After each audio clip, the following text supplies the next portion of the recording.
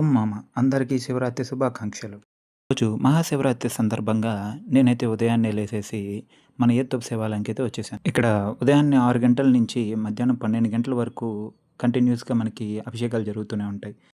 నేను మా అన్నయ్య అయితే ఈరోజు ఉపవాసం మరియు జాగారం ఉంటాం.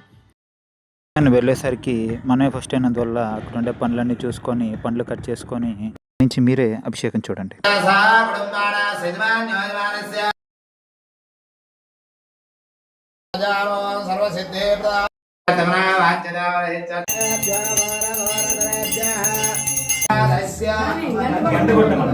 ఇంకా అభిషేకం అయిపోయిన వెంటనే నేనైతే సుధామూర్తుల దగ్గరికి అయితే వచ్చేసాను.